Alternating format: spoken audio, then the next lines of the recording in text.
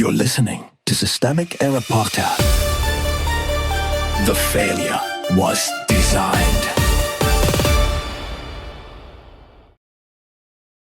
Trump plan to appease MAHA fury backfired big time, based on an article by Ayurella, Hornmuller, Grist.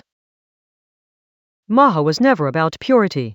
It was about power. The farmers were the audience. The source story circles around a familiar scene: farmers and MAHA voters who believed the Trump-RFK Jr alliance would curb pesticides, only to watch the administration back Bayer, push glyphosate as strategically important, send government lawyers to defend the company at the Supreme Court, and then stage a regenerative-agriculture photo-op to blunt the backlash. That is the whole contradiction in one line, and the contradiction is the point. Who actually had the power? The people with real institutional power were not the farmers, not the disappointed MAHA moms, and not the activists trying to police the movement's brand. The power sat with the White House, HHS, EPA, and the legal apparatus the administration used to assist Bayer. Trump signed the executive order. Trump's administration urged the court to hear the case. Trump's administration sent a lawyer to defend the company. The state did not stumble into this outcome. It produced it. That matters because the story's soft language makes it sound like a movement drifting out of alignment with its leadership. In reality, leadership is doing exactly what leadership does when it is captured by corporate power. It speaks in the language of reform while using federal authority to protect the industry it claims to be scrutinizing. The public relations shell game. The regenerative agriculture executive order came after the Supreme Court ruling, and the timing was not accidental. It was a damage control maneuver, a political deodorant sprayed over a chemical policy stench. The order had no new funding and no new regulation. Experts in the piece say it does not change the equation, that is, the substance. Everything else is theater.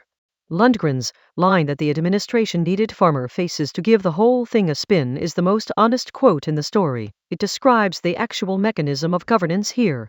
Borrow legitimacy from independent growers, wrap corporate protection in pastoral branding, and hope the base confuses symbolism for policy. The administration was not building an anti-pesticide agenda.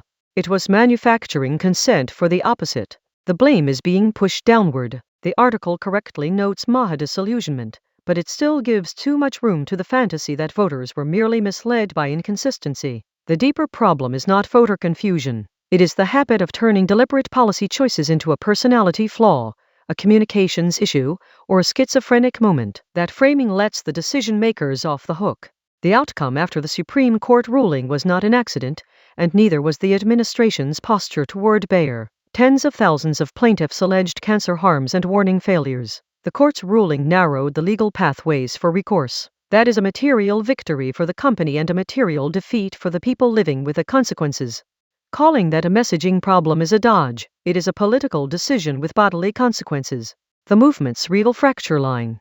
The MAHA coalition is revealing something larger than its own instability. It shows how quickly a supposedly anti-establishment food politics can be absorbed by the same administration it thought would serve it. The movement's complaint is not that power is abstract. Its complaint is that power refused to obey the story it was sold. That is why the blue team or red team language in the piece is so revealing. It treats partisan identity as the problem, when the real issue is which institutional bloc controls federal action. On pesticide policy, the bloc in charge made its choice. It chose industry protection, legal insulation, and symbolic consolation for the people it had just undercut. The larger pattern.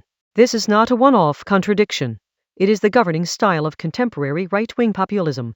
Promise protection from elites, then use state power to defend the elite interests hiding behind national security rhetoric and farm-friendly branding. The administration's language of health, resilience, and regeneration functions as cover for maintaining the chemical regime that produces the harm in the first place. That is the political meaning of the story. The farmers are not the authors of this policy. They are the props in it. The real plot is simpler. Corporate agriculture got federal cover, the White House tried to launder the result through MAHA imagery, and the people with the least power were expected to applaud the insult. You've been listening to Systemic Error. Thanks to AlterNet for today's article. With the automated voice of Lesak, thanks for listening.